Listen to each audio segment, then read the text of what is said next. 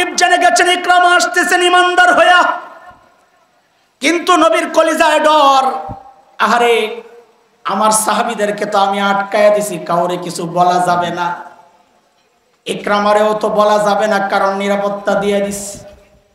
এখন কলিজার ওই কষ্ট দূর করার জন্য যদি ইকরামার সামনে বাবা আবু জাহেল রে গালাগালি করে, আমার ইকরামা কষ্ট পাবে। ক্ষোভ মিটানোর জন্য যদি ইকরামারে না বইলা তার বাবা আবু জাহেল রে গালাগালি করে, ইশারা ইশারা, তোর তো পারলাম না, তোর বাবেরে ধরি।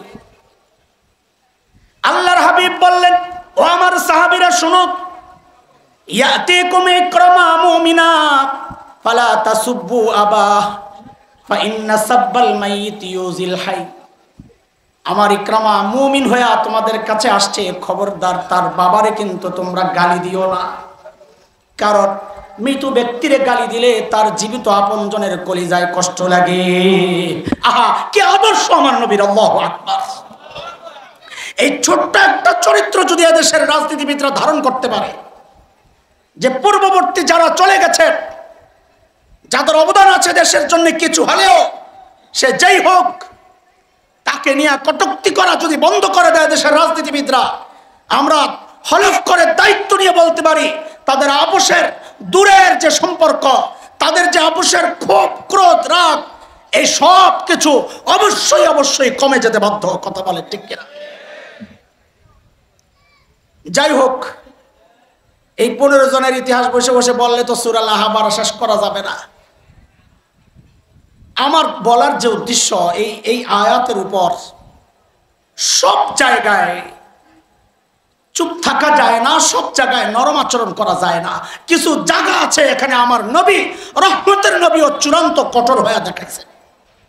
তুমি আমি কে সেখানে নরম হওয়ার? ঘুমাইতে ঘুমাইতে পুড়িয়ে গেল আল্লাহর বান্দা, আরে বা বা যাও বাসায় যাও, আবার ঘুম দিছে থাকে। মাশাআল্লাহ, কি সুখের জীবন হের। আমরা শুইয়া ঘন্টায় ঘন্টায় কাটাই, ঘুমাই না। ঘুমের থেকে পইরা, চেয়ার থেকে পইরা আবার লাভ দিয়ে উঠতে আবার ঘুম। মারহাবা। আল্লাহ বলেন, তাব্বাত ইয়াদা আবি লাহাবিন ওয়া তাব। মনে আছে নি কথা? ধ্বংস অনিবার্য, ধ্বংস হয়েই গেছে। কেমনে হইছে? আবু লাহাব ধ্বংস কেমনে হইছে? বদরের যুদ্ধের ডাক পড়ছে, আবু জাহেল যায় কয়, দোস্ত যাওয়া লাগবে। আবু লাহাব তো ডরে এলাকা ছাড়ে না। মোহাম্মদ কইছে যে ডরে লাগবই, হ্যাঁ জানে। কয় দোস্ত আমি যাব না। কারে বলেন কি, নেতা না গেলে মানুষ কইব কি? কয় যাই বলো, আমি যাব না, আমি গেলে শেষ, আর ফেরত আসা যাবে না। এখন কি করা? কয় টেনশন করেন না, আমি একজনের টাকা দিয়ে পাঠাইতেছি, একজনের থেকে টাকা পাই তো। কয় তুই যা, টাকা দেওয়া লাগবো না, মাফ। বাড়া লইছে, লোক বাড়া লইছে। এমন যখন আপনারা মিছিল করার জন্য বিরিয়ানির পোটলা দিয়া গার্মেন্টস কর্মী বাড়ালেন না, এটা আবু লাহাবের থেকে শিখা। বুঝেন কিছু? কিন্তু মায়ের যেহেতু আছে কপালে, পালাইলেও বাঁচা যায় না, যুদ্ধে না গেলেও বাঁচা যায় না। কথা কর। বদরের যুদ্ধ থেকে যখন কাফেররা ফেরত আসছে, যেই কয়টা বাইচা আসছিল, নেতা তো সবটি শেষ। আবু লাহাবের গলার মধ্যে এমন এক ফোড়া হয়েছে, প্লেগ, ব্যথায় অস্থির। সে বলেছে, তাব্বাল্লাক মুহাম্মদ, তুই ধ্বংস হবি। আল্লাহ বলেছেন, তাব্বাত ইয়াদা আবি লাহাব, আবু লাহাব তোর দুই হাত ধ্বংস হবে। মুফাসসিররা লেখেন অর্থ দুইটা, এক হচ্ছে আক্ষরিক অর্থ, আরেক হচ্ছে তার ভাব অর্থ। আক্ষরিক অর্থেই আবু লাহাবের দুই হাত অবশ হয়ে গেছিল, ভাব অর্থ হচ্ছে তোর শক্তি শেষ হয়ে যাবে। যে শক্তির পাওয়ার দেখাস, আমার নবীর বিরুদ্ধাচরণ করেছস, ওই শক্তি কিন্তু থাকবে না। এটাই বাস্তবতা। শক্তির পাওয়ার দেখাও ইমানদারদের সাথে, শক্তির পাওয়ার দেখাও বাবুনগরীর সাথে, শক্তির পাওয়ার দেখাও মামুনুল হকের সাথে। ওই শক্তি থাকতে পারে না, টিকতে পারে না, টিকতে পারে না। পছন্দ ধরছে, পছন্দ পচ্চা ময়রা গন্ধ বাড়িস। অথচ এই আবু লাহাব পাওয়ার দেখাইতো কি, আমার পোলা পাইন অনেক, আমার যে গার্মেন্টস শ্রমিক আছে 1000, মিছিল করলে ভাড়াইলাম। আপনাকে ভাষাটাই বলতেছি আর কি, সূরা তো আগেরটাই। মালের পাওয়ার দেখাইতো, কর্মীর পাওয়ার দেখাইতো। আমাদের ওই যে এক নেতা, বড় নেতা, গলা ভাঙ্গা পালামুনা ফখরুল সাহেবের বাসায় যায় আছে এখন, উনি বলছিলেন আমাদের নেতা কর্মীরাই যথেষ্ট, বলছিল। আবুল আহাব ঠিক এই কথাই কইতো। আল্লাহ কয় না, যখন দৌড়ানি খাইবা, মা আগনা আনহু মালুহু ওয়া মা কাসাব, তোর মাল আর তোর কামাই, তোর সন্তান, তোর পাওয়ার তোরে বাঁচাইতে পারবে না। কি করছে? যেই সন্তানের বাহাদুরি দেখাইছে, ওই সন্তান এখন ওই লাশ ধরতে আয় না। ইয়া নাফসি ইয়া নাফসি, যার যার জান বাঁচা, যাওয়ার সময় বলে কইও যায় না। বুঝেন কিছু? সন্তানরা কয় রে ধরা যাবে না, যেই খন্দ বেরিস। তো কি করা? কয় রে, ওই সময় তার হেলিকপ্টার ছিল না, হেলিকপ্টার থাকলে হেলিকপ্টার দিয়ে উড়াইতো। তো গোলাম একটা ভাড়া করে আছে, গোলাম আয়, ওই গোলাম রে দিয়া দৌড়ে নিয়ে গর্ত করে পাথর চাপা দিছে। এই যুগে গোলাম নাই, হেলিকপ্টার আছে, এই যুগে হেলিকপ্টার দিয়া উঠাইয়া বাইরে নিয়ে ফালাই দিয়াই। বলবি বুঝো না কিছু? আল্লাহ কয় মা আগনা আনহু মালুহু ওয়া মা কাসাব। অক্ষরে অক্ষরে মিলে যায়। আমি পড়ি আর অবাক হই, হায় খোদা, 1400 বছর আগে নাজিল করছো, এখনো মিলতেছে, কিয়ামত পর্যন্ত মিলতেই থাকবে। এটা কোরআনের সৌন্দর্য, অক্ষরে অক্ষরে মিলতেছে। সায়াসলা নারান যাতা লাহাব ওয়া ইমরাতু, ও আবু লাহাব তুইও ঢুকবি সেই আগুনে, তোর বউ ঢুকবে। উম্মে জামিল বিনত হারব ইবনে উমাইয়া বেড়ি তো খেয়ে পা গেছে, কয় কি আমার বিরুদ্ধে সূরা নাযিল হইছে? নেতাকে বউ থাকে এরকম করকইরা।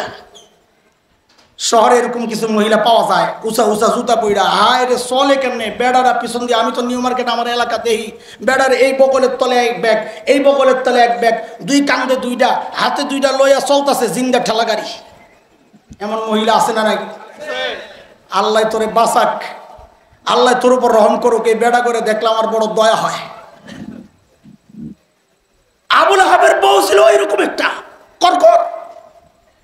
যেই শুনছে আয়াত নাযিল হইছে, হাতে পাথর লইছে জামাইয়ের মতো, নবীকে খুঁজতেছে, মোহাম্মদ কোথায়, মারবো। তোমরা যেমন আমগরে খোঁজো বাড়ি বাড়ি, মোল্লা কই, ইমাম কই, ওইটা যেটা শহীদদের জন্য দোয়া করছে, ওই ইমামটা কই, আর ধর খোঁজো না। আবুল আহাবের বউও খুঁজছে। কাবার পাশে যায় নবী আলাইহিস সালাম তেলাওয়াত করতেছিলেন বসে বসে, সাইয়েদনা আবু বকর পাশে বসা। আবু বকর দেখছেন উম্মে জামিল আসতেছে, হাতে পাথর। আবু বকর ভয় পেয়ে গেছেন। কার জন্য ভয় পাইছেন, নিজের জন্য না নবীর জন্য? কানে কানে বলতেছেন, ইয়া রাসূলুল্লাহ, উম্মে জামিল আসতেছে, আর মতি গতি ভালো না। ও মুসলমান শোনো শোনো, আল্লাহর হাবিব আবু বকর রে বলেন, তুর আপনি ডরান কেন? ওরে আসতে দেন, ওরে আসতে দেন। কেন? তো ভয় পাইয়েন না, ও আসলে আইসা তো আমারে দেখবি না। কি রে ভাই, জেল জান্ত মানুষ বসা দেখবে না মানে কেমন কথা?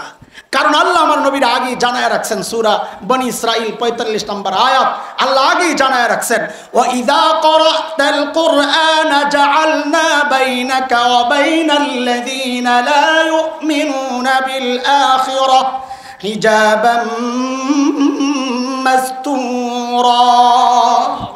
নবী আপনি যখন তিলাওয়াত করবেন, আপনার আর বেঈমানদের মাঝখানে আমি নিরাপত্তা পর্দা দিয়ে দিব, আর আপনাকে দেখবে না। উম্মে জামিল আয়েশা খালি খোঁজে। আবু বকর তো বুঝছে, চান্দু তুমি তো নবী দাও না। এখন আবু বকর রে জিগায়, ওই মোল্লা তোর দোস্ত কই? আপনি কবেন হুজুর তখন মোল্লা কইছে নাকি? তখন মোল্লা কয় না, আমি সময়ের শব্দ দিয়ে তাফসীর করলাম আর কি। ওই মোল্লা তোর দোস্ত কই? এখন দেখেন আবু বকর পড়ছে কি বিপদে। যদি বলেন লা আদরি, আমি জানি না, তো আবু বকরের সিদ্দিক কাটা যায়, মিথ্যাবাদী হন। আর যদি বলেন এই যে হাজা নবী, এই যে নবী, তা আবু বকর মাইর খায়। কেন মাইর খাবে? আবু বকর বলবে এই যে উম্মে জামিল কব কই যে, হ্যাঁ তো দেখে না। আবু বকর কি চালাক, চালাক না আস্তাগফিরুল্লাহ, চালাকের মধ্যে একটা সততার গন্ধ আছে, বিচক্ষণ। সাইয়েদনা আবু বকর কি বিচক্ষণ, জবাব দেওয়ার ক্ষেত্রে কি কৌশলী হয়েছেন, সুবহানাল্লাহ। ওই যে হিজরতের সময় যাচ্ছেন নবী আবু বকর, সাথে আমির ইবনে ফুহাইরা, হযরত আবু বকরের আজাদকৃত গোলাম, উম্মে রোমানের আগের সংসার আব্দুল্লাহ, তার সন্তান তুফাইল ইবনে আব্দুল্লাহর গোলাম ছিল আমির ইবনে ফুহাইরা। হযরত আবু বকর কিনে তাকে আজাদ করছিলেন। সে আমির ইবনে ফুহাইরা ও সঙ্গী, নবী আর আবু বকর চলছেন মদিনার পথে। মক্কাওয়ালারা ঘোষণা দিছে, যেখানেই পাওয়া যাবে ধৈরা নিয়ে আসো, 1000 ওট পুরস্কার, 100 ওট পুরস্কার। সবাই খুঁজতেছে, যদি লাইগা যায়। খবর ছড়াইতে ছড়াইতে এমন জায়গায় চলে গেছে যারা নবীও চিনে না, আবু বকরও চিনে না, তাও খুঁজে যদি লাইগা যায়। খুঁজতে খুঁজতে একদল তো পাওয়া গেছে।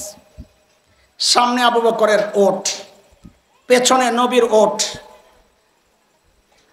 কোন রেওয়ায়েতে আসছে কসওয়া, বুখারীতে আসছে জাদা। আবু বকর সামনে, এরা ধরছে, এই মিয়া খারাপ, চিনে তো না। আবু বকরের ধৈরা জিজ্ঞেস করতেছে, মাম্মাক, তোমার সাথের এই লোককে? এটার পরিচয় পাইলে তো বুঝা যাবো কে কোনটা।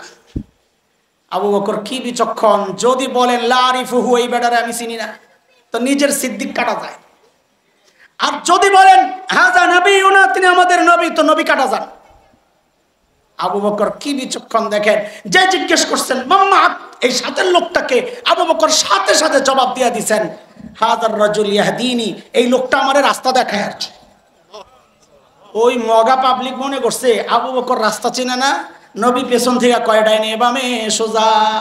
কিন্তু আবু বকরের নিয়ত তো এটা ছিল না। আবু বকরের নিয়ত ছিল আরেকটা, হাদার রাজুল ইয়াহদিনি ইলাল জান্নাহ, এই লোকটা আমার জান্নাতের রাস্তা দেখা। আবু বকর আহলে ইলম এবং ইমানওয়ালারা সরল সোজা হয়, বোকা হয় না। আবু বকরের ভাব শিষ্য ওলামারা সরল হয়, বোকা হয় না।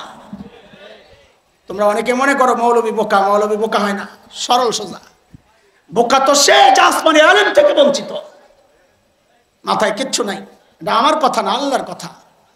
ইন্না ফি খালকিস সামাওয়াতি ওয়াল আরদি ওয়া ইখতিলাফিল লাইলি ওয়ান নাহার লাআয়াতিল লিউলিল আলবাব। রব চিনে সে, মগজ আছে যার মাথায়, সোজা কথা। হযরত কাসেম নানুতুবি রহমাতুল্লাহি আলাইহি দারুল দেওবন্দের অন্যতম প্রতিষ্ঠাতা, এদেশের স্বাধীনতার অন্যতম প্রধান পুরুষ, আজাদী আন্দোলনের মহান সিপাহ সালার, আমাদের আধ্যাত্মিক রাহবার। ইংরেজরা আলেমদেরকে ধরে ধরে খালি ফাঁসিতে ঝুলায়, শুয়োরের চামড়ার ভেতরে ঢুকায়া জ্বালায়া দেয়, পোড়ায়া দেয়। সঙ্গীরা, আপনজনরা বললেন, ভক্তরা বললেন, হযরত আপনি একটু লুকান। আরে যারাই পায় তারই ঝুলায়, আপনি লুকান। কাসেম না, তুমি লুকায় না, দুর্মিয়া কি লুকান। মানুষ এত অনুরোধ করছে তো যায় লুকাইছে। 3 দিন পরে কয় ভাই আর লুকানো যাইব না। কেন? কয় গাড়ে সাউরে আমার নবী 3 দিনের বেশি লুকায়া ছিলেন না, এই সুন্নত এর বেশি আমি আর কিছু করতাম না। লুকানের ক্ষেত্রে আমাদের আকাবিররা সুন্নত ফলো করছে। ফাঁকি দিয়ে একটা কথা কয়ালাই, নিজের কারামতি না। আমরা যখন লুকায়া লুকায়া থাকি, গেছিলাম এক বাসায়, আমার এক বোনের বাসায়। বোন ফোন দিয়ে আমার আরেক বোনরে বলতেছে, ভাইয়ের আজকে পেটে একটু সমস্যা, ইফতারিতে কি খাওয়ানো যায়। তো আমার ওই পাশের বোন বলতেছে, আমি দই নিয়ে আসতেছি। আমার নাম ছিল মুহাজির। আমি কইছি ফোনে নাম বলবা মুহাজির ভাই। ওই বোন তার এত কিছু মনে নাই, হাসান ভাই। ফোনে যখন কয়, আমি তাড়াতাড়ি ইফতার দিয়ে খাই আমি যাই, কারণ গন্যা দেখছি আমার 3 দিন শেষ। রাত্রি বাইর হয়ে গেছি ইফতার খাইয়া, আর থাকা যাবে না। কাসেম নানুতুবি মসজিদ, ছাত্তা মসজিদ, দোস্ত আমরা একসাথে ছিলাম দারুল উলুমে দেওবন্দে। মূল দেওয়ালের পাশের মসজিদ, ছাত্তা মসজিদ। কাসেম নানুতুবি ওখানে আছে। ইংরেজরা টের পায়া পুরা মসজিদ ঘেরাও দিস। কাসেম নানুতুবি ভিতরে, ইংরেজরা ভিতরে ঢুইকা দেখে এক বেটা লুঙ্গি পরা, গেঞ্জি পরা, মসজিদ ঝাড়ু দেয়। ওইটাই কাসেম নানতুবি। আমাদের আকাবিররা কত সাদা সিধা জীবন, ইংরেজরা ঢুইক্কা দেখা মনে করছে এটা তো কাসেম নানতুবি হইতে পারে না, কারণ ওদের চিন্তা এত বড় আন্দোলনের নেতা, গোটা ভারতের মুসলমান তো বটে, হিন্দুরাও যার কথায় ওঠে বসে, এমন নেতা এত স্বাভাবিক জীবন যাপন হতে পারে না। ওরা মনে করছে পেটটা অন্তত আমাদের দেওয়ানবাগী হুজুরের মতো তো হওয়া দরকার, এত বড় নেতা। जाया कासिम नानुतुबी के जिज्ञेस करते से कासिम नानुतुबी कहाँ है, ऐ काके जिज्ञेस करते कासिम नानुतुबी कहाँ है की विपद। कासिम नानुतुबी যদি জবাব দেন मैं हूं तो ধরা পড়ে, আর যদি বলেন पता नहीं জানি না তো মিথ্যা হয়। আবু বকরের ওয়ারিস তো জবাব তো মুখের মধ্যে। যেই জিজ্ঞেস করছে কাসিম নানুতুবি कहाँ है, হযরত কাসিম নানুতুবি যেখানে দাঁড়ায়া ছিলেন ওখান থেকে একটু সামনের দিকে গেছেন। এবার বুঝেন আগের জায়গাটা ফাঁকা হইছে কিনা, যেখানে ছিলেন এখান থেকে সামনে গেলে আগের জায়গা ফাঁকা হইছে কিনা, কথা বলে না, ফাঁকা হইছে। আগের জায়গা যেহেতু ফাঁকা হইছে, এখন এমন একটা ভাব লইছেন যে বুঝতে একটু কষ্ট হইছে। হ্যাঁ क्या बात, ও কাসিম নানুতুবি, ও আচ্ছা ও তো আবি হাতে, উনি তো একটু আগে এখানে ছিল। কথা তো ঠিকই আছে, একটু আগে এখানে ছিল, এখন তো একটু সামনে যায় দাঁড়াইছে। ইংরেজরা মনে করছে একটু আগে এখানে ছিল, এখন বুঝি পালায় গেছে। কাহারে বল মাস্টার সুইটা গেল না। উম্মে জামিল যখন জিজ্ঞেস করলেন হে আবু বকর তোমার দোস্ত কোথায়, মনে আছে নি কথা? হযরত আবু বকর যদি বলেন লা আদ্রি আমি জানি না তাইলে মিথ্যা হয়, আর যদি বলেন এই যে, তো আবু বকর মাইর খায়। হযরত আবু বকর বিচক্ষণ মানুষ, আস্তে করে জবাব দিয়া দিলেন খুইজা দেখো। কি বলে? ও মাদ্রাসা ছাত্ররা জানে আমরের সিগা জুমলা ইনশাইয়া সিদ কিসবের ইহতিমাল নাই, খালি নাহমিরে পড়ছো মিয়া কামে লাগাও। প্রশ্নবোধক যেই বাক্য, হ্যাঁ নিষেধ নির্দেশ, এই জাতীয় বাক্যের মধ্যে সত্য মিথ্যা থাকে না। করো এর মধ্যে কোনো সত্য মিথ্যা নাই, কইরো না এর মধ্যে কোনো সত্য মিথ্যা নাই, তুমি কি করেছো এর মধ্যে কোনো সত্য মিথ্যা নাই। আবু বকর যখন বলেছেন খুঁজে দেখো, উম্মে জামিল মনে করছে আবু বকরও জানে না, আমারে খুঁজতে কইতেছে। আল্লাহ বলেন হাম্মালাতাল হাতাব। এ মুসলমান খেয়াল করেন 1400 বছর আগের আয়াত, সমাজের রন্ধ্রে রন্ধ্রের অসঙ্গতিগুলো এক আয়াত আল্লাহ দেখায়া দিয়েছেন। খেয়াল করেন হাম্মালাতাল হাতাব, আবু লাহাবের বউয়ের পরিচয় দিচ্ছেন আল্লাহ। হাম্মালাতাল হাতাব, মুফাসসিররা সাধারণত 3টা তাফসীর বেশি করেন এই আয়াতের। কয় তাফসীর কম মুখস্থ শোনার লাগবে আমার এই বাতিজা। এক, হাম্মাল বলা হয় কুলিকে, আরবিতে কুলি, কুলি হাম্মাল কুলি। হাম্মালা আল হাতাব শুকনা লাকড়ি টাকড়ি। হাম্মালাত আল হাতাবের স্বাভাবিক অর্থ হয় শুকনা লাকড়ি মাথায় নিয়ে যে যায়, বহনকারিনী। শুকনা লাকড়ি বহনকারিনী। আবু লাহাবের বউকে আল্লাহ এই পরিচয়ে কেন পরিচিত করলেন খেয়াল করেন। আবু লাহাবের বউকে আল্লাহ এই পরিচয়ে কেন পরিচিত করলেন? মুফাসসিররা বলেন এক, নাম্বার 1, আবু লাহাবের বউয়ের একটা কাম ছিল, সে কাঁটাওয়ালা লাকড়ি, কাঠ, গাছের এই ডাল কাঁটাওয়ালা এগুলারে নিয়ে নবীর মসজিদে যাওয়ার রাস্তায় বিছায়া রাখতো, যেন যাইতে পারে না। দুনিয়া ও দুনিয়ার মানুষ শোনো, আবু লাহাবের বউ আসেনি এখন, কথা বলে না। আবু লাহাবের বউ উম্মে জামিল আসেনি, তো সূরা তো রয়ে গেছে। এটা হলো কোরআনের বৈশিষ্ট্য। আমরা আমাদের পরিভাষায় বলি কোরআনের মাওরিদ খাস, নাজিল হয়েছে যেই প্রসঙ্গে ওই প্রসঙ্গ নির্দিষ্ট, কিন্তু তার হুকুম আম, এর বিধান চলবে, এর আবেদন চলবে কিয়ামত পর্যন্ত। উম্মে জামিলরা নাই, কিন্তু উম্মে জামিলের মতো স্বভাবী মানুষ থাকবে কিয়ামত পর্যন্ত। উম্মে জামিলরাই শুধু জাহান্নামে যাবে তা না, যারাই মাদ্রাসার জন্য প্রতিবন্ধকতা সৃষ্টি করবে, যারা মাহফিলের জন্য প্রতিবন্ধকতা সৃষ্টি করবে, যারা মসজিদে যায় কমিটির নামে ইমামকে মন খুলে কথা বলতে প্রতিবন্ধকতা সৃষ্টি ইতিমধ্যে করেছে, আল্লাহর কসম সবগুলো হাম্মালাতাল হাতাব হইয়া আবু লাহাবের বউয়ের সাথে জাহান্নামে যাবে। এক অর্থ কইলাম, মিলে না? মিলে না। এই সমাজের সাথে মিলে? তোমরা মনে করছো আল্লাহ খালি আবু জাহালের বউরে বইকা ছেড়ে দিছে না? দুই নাম্বার হাম্মালাতাল হাতাবের অর্থ, এটা একটু ভালো করে মনোযোগ দেওয়া লাগবে। আসেনি মনোযোগ? এই মনোযোগ আসেনি? আর এত চিন্তা করে কথা কইতেছি, মনোযোগ না থাকলে আমি শেষ। আরবের মানুষরা হাম্মালাতাল হাতাব একটা চরিত্রের মানুষের ক্ষেত্রে ব্যবহার করত। শুকনা লাকড়ি মাথায় নিয়ে নিয়ে ঘুরে চান্স পাইলে আগুন লাগায়, এটা অর্থ। কিন্তু ব্যবহার করতো কাদের ক্ষেত্রে? যারা এক জায়গার কথা আরেক জায়গায় লাগায়, যারা মিথ্যা ছড়ায়, যারা মিথ্যা রটায়, এদেরকে বলা হয়তো হাম্মালাতাল হাতাব। আবু লাহাবের বউ এই কাজটা খুব ভালোভাবে করতো। ওই ঘরে যায় কইতো, এই মুহাম্মদ চিনো, বড় খারাপ মানুষ, এর কাছে যাওয়া যাইব না। ওই ঘরে যায় কইতো, মোল্লারা জঙ্গি, এর কাছে যাওয়া যাইব না। ওই ঘরে যায় কয় এরা মৌলবাদী, এদের কাছে যাওয়া যাবে না। ওই জায়গায় যায় কয় এরা উগ্রবাদী, এদের কাছে যাওয়া যাবে না। ওই জায়গায় যায় কয় এরা সন্ত্রাসী, এদের কাছে যাওয়া যাবে না। ওই জায়গায় যায় কয় এরা ভারত বিরোধী, এদের কাছে যাওয়া যাবে না। এক এক জায়গায় এক এক কথা যারা ছড়ায়, এদেরকে বলা হয়েছে কোরআনে হাম্মালাতাল হাতাব। আপনারা মনে করেন না এটা শুধু আবু লাহাবের বউ পর্যন্তই শেষ ছিল।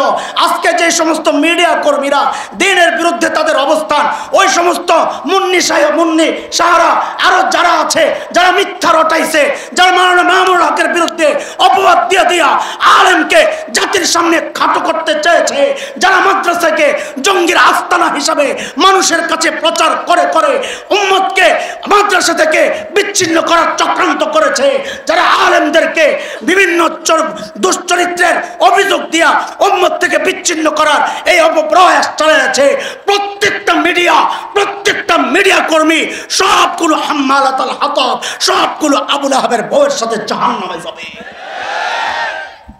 কথা বুঝতেছেন আপনারা? শেষ ব্যাখ্যা, হাম্মালাতাল হাতাব, এটা আর একটু মনোযোগ দিয়ে শোনো। ওই বুঝেননি আপনারা? বেশি কঠিন হয়ে যাইতেছে দোস্ত, আমি তো কিতাব পড়াইতেছি। আরেকটা ব্যাখ্যা করেছেন মুফাসসিররা, সেটা হলো জাহান্নামে আবু লাহাবের বউ, আবু লাহাবের আগুনের ইন্ধন। ইন্নাকুম ওয়া মা তা'বুদুনা মিন দুনিল্লাহি হাসাবু জাহান্নাম, মূর্তি আর পাথর এগুলা মাথায় কইরা কইরা আইনা আবু লাহাবের আগুনকে প্রজ্বলিত করবে। কি মানি? যে দুনিয়ায় দ্বীনের বিরুদ্ধে তোমার সহযোগী যারা ছিল, এদেরকে দিয়ে আল্লাহ তোমারে সাইজ করব। এটার একটা ছোট্ট প্রমাণ আপনাদেরকে দেই। আল্লাহর হাবিব যখন মদিনায়, তখন পারস্য সম্রাট খসরু পারভেজ, সে তার অধীনস্থ ইয়ামানের গভর্নর ছিল তখন বাজান, কিনা বাজানের কাছে নির্দেশ পাঠাইছে, তুমি মদিনায় 2 জন লোক পাঠাও, তারা যেন মুহাম্মদকে গ্রেফতার করে পারস্যে নিয়ে আসে। নাউজুবিল্লাহ কইেন না, আপনাকে খারাপ লাগে না তো? হুজুর করে গ্রেফতার দেখতে দেখতে আপনাকে অভ্যাস হয়ে গেছে। বাজান 2 জনরে পাঠাইছে মদিনায়, কাকে গ্রেফতার করতে? নবী আলাইহিস সালামকে। আল্লাহর নবীকে আল্লাহ একটা অলৌকিক বৈশিষ্ট্য দিয়েছিলেন, সেটা হচ্ছে রউব। নবী বলেছেন নুসিরতু বির-রউব, দেখলে ভয় লাগে। আরে দেখলে তো সাপরেও ভয় লাগে। সাপের ভয় আলাদা, রৌব আলাদা। রৌব মানে হচ্ছে সাপ মানে সে আমার ক্ষতি করবে, রৌব মানে আমি যদি তার ক্ষতি করি তাহলে আমি শেষ। রৌব মানে এটা। বহুদূর থেকে কাফেরদের দিলের মধ্যে নবীর একটা ভয় আল্লাহ ঢুকাইয়া দিয়েছেন। এখন ওই 2 পুলিশ নবীকে গ্রেফতার করতে আসছে, পাঠাইছে বাজার। মদিনায় আয়েশা নবী আলাইহিস সালামের কাছে বলতেছে, আমাদেরকে সম্রাট খসরু পারভেজ বাজানের কাছে নির্দেশ পাঠিয়েছে আপনাকে ধৈর্য নেওয়ার জন্য। রিওয়ায়াতের কথা, কাঁপতেছে আর বলতেছে আপনারে ধৈর্য নিতে পাঠাইছে আমগরে। আল্লাহ নবী হাসা দিছে, তোমরা ধৈর্য নিবা? মৌলবী একটা হেরা ধরার লেগে পুরা এলাকা ঘেরাও ধরে, দেখছেন না? ওই যে ভিতরে রোগ, যে না জানি কোন বিপদে পড়ি। সুবহানাল্লাহ। নবী হাসতেছে, বলে আমারে ধরে নিতে আসছ? আচ্ছা ঠিক আছে, কালকে নিও, আজকে যায় ঘুমাও। কয়ে আগে মেহমানদারি করা। ওই 2 ব্যক্তিকে মদিনায় মেহমানদারির ব্যবস্থা করেছেন নবী আলাইহিস সালাম। বলে সকালে আইসো। সকালে আসছে, নবী বলেন খসরু পারভেজের সিদ্ধান্ত চেঞ্জ হয়ে গেছে, তোমরা চলে যাও। হেরা তো এমনি বিপদে আসিল, ছেড়ে দে মা কান্দে বাসি, একটা উসিলা পায়া কয় জি জি জি আমরা চলে যাই। হেরা তো চাইতেছে এটা কোন রকম যাওয়ার লেগে। বাজানের কাছে যা বলছে মুহাম্মদুর রাসূলুল্লাহ বলেছেন সিদ্ধান্ত পরিবর্তন হয়ে গেছে, আমাদেরকে আয়েশা করতে বলছে, আমরা আয়েশা করছি। বাজান কয় সিদ্ধান্ত কে পাল্টাইলো আমি তো জানি না, কি কয় না, কিন্তু বলছেন তো মুহাম্মদ, এটা তো ভুল হইতে পারে না। অপেক্ষায় আছে, দেখ কিছু একটা হইতে পারে। এর মধ্যেই দেখে ওই ধুলা উঠতেছে, দূর থেকে দেখা যায়, বুঝছে দূর থেকে কেউ আসতেছে, ধুলা উঠতেছে, অপেক্ষা কর। আসছে পারস্য থেকে নতুন পয়গাম, কি যে খসরু পারভেজকে তার সন্তান শেরওয়া, বাবার ছেলে আর বাবা এক নারীকে নিয়ে গন্ডগোল। বাবায় একটা ওষুধ লাগাইছে, একটা ওষুধের মধ্যে বিষ আর কি, বিষের মধ্যে লেখছে এটা খাইলে জওয়ানি বাইরা যায়, আসলে বিষ। পোলারে মারবো, পোলার টের পাইয়া বাপের উল্টা মাইরা নিজে ক্ষমতা দখল করে কয় আমার বাপের আগের যত সিদ্ধান্ত সব বাদ, মোহাম্মদকে ধরার যে পয়গাম পাঠানো হয়েছে ফেরতানো পয়গাম ওইটাও বাদ। আল্লাহ দেখায়া দিছেন, আল্লাহ দেখায়া দিছেন আমার নবীর দুশ্মন, তুমি যদি দুশ্মনী করো তো তোমার আপনজন তোমারে সাইজ করবে। আবুল আহাবের বউ, আবুল আহাব দুশ্মনী করেছে, আল্লাহ আবুল আহাবের বউকে দিয়ে জাহান্নামে আবুল আহাবকে সাইজ করেছে, ওইটা তো আবুল আহাবের ব্যাপার। দুনিয়ার বিষয় হচ্ছে তুমি বিডিআর বিদ্রোহের মাধ্যমে আর্মিকে শেষ করতে চেয়েছ, তুমি পুলিশের মাধ্যমে এদেশের মানুষের উপর নির্যাতনের স্টিম রুলার চালাইতে চাইছ। আল্লাহ বলেছেন তুই যাকে জুলমের জন্য ব্যবহার করবি তোর ধ্বংসের জন্য আমি তাকেই তোর পেছনে লালায়া দিব। ওই আর্মিরাই আজকে তোমার হেলিকপ্টারে কইরা ওই পাশের দেশে নিয়ে ফেলাইছে, ওই পুলিশে এখন তোমার কর্মীদেরকে ঠাঙ্গাইতেছে। কথা বলতে হাম্মালাতাল হাতাব, কয়টা কমওয়ার তাব্বাত ইয়াদা আবি লাহাবিন ওয়া তাব। হাম্মালাতাল হাতাব খালি ওই পিছনের তাফসীর শুনবেন, নগদ একটা প্রমাণ নিবেন না? নিবেন? নিবেন? আল্লামা বাবনগরী রহমতুল্লাহ আলাইকে এক পুলিশ কর্মকর্তা নিয়ে খুব পিটাইছিল। হযরতের পাওগুলারে অখিজু করে দিছিল জালিম। আল্লাহ সিস্টেম পাল্টান নাই, আল্লাহর সিস্টেমের পরিবর্তন হয় না। সুন্নাতুল্লাহিল্লাতী ক্বাদ খালাত মিন ক্বাবল ওয়া লান তাজিদা লিসুন্নাতিল্লাহি তাবদীলা। শেরওয়ারে দিয়ে খসরু পারভেজ সাইজ করছি, বাবুনগরে কষ্ট দিছ পুলিশ কর্মকর্তা, তোমার ঘরে আল্লাহ ঐশী বানায়া দিছেন। এই ঐশী সেই ঐশী যে ঐশীর বাবা বাবুনগরীকে নির্যাতন করেছিল, আল্লাহ প্রতিশোধ নিয়েছেন, ঐশীকে দিয়াই আল্লাহ বাবাকে হত্যা করিয়েছেন। কয়টা দেখাবো তোমাদেরকে প্রমাণ? হাম্মালাতুল হাতাব। ইসলামের বিরুদ্ধে দাঁড়াবা, যাদেরকে দিয়া সাইজ করবা আল্লাহ তাদেরকে দিয়ে তোমারে সাইজ করবে। প্রমাণ গোটা ইসলামের ইতিহাসে, মানব ইতিহাসে প্রমাণের অভাব নাই। আপনার সামনে দিয়ে প্রমাণ ঘুরে খালি টান দিয়ে বুঝা যাও। তাব্বাত ইয়াদা আবি লাহাবিন ওয়া তাব মা আগনা আনহু মালুহু ওয়া মা কাসাব সায়াসলা নারান যাতা লাহাবিন ওয়া ইমরাআতুহু হাম্মালাতাল হাতাব ফি জিদিহা হাবলুম মিন মাসাদ। আল্লাহু আকবার। আবুল আহাবের বউয়ের আরেকটা চরিত্র বৈশিষ্ট্য আল্লাহ বলছেন, ফি জিদিহা হাবলুম মিন মাসাদ। মাসাদ খেজুর গাছের যে ছিলকা আছে ওগুলা দিয়া রশি বানানো, ওই শক্ত রশিকে বলা হইতো মাসাদ। আবুল আহাবের বউ ওই যে চলতো চলতো খুব গর্বের সাথে, নেতার বউ তো, লোহার শেকলের চেন, মোটা চেন, রাস্তায় হন হন করে চলতো। এমন মহিলা আছে না, এদেরকে কইতেছে আল্লাহ তাআলা, বেটি না আমার রাগ হয়ে যা আমার লোকে।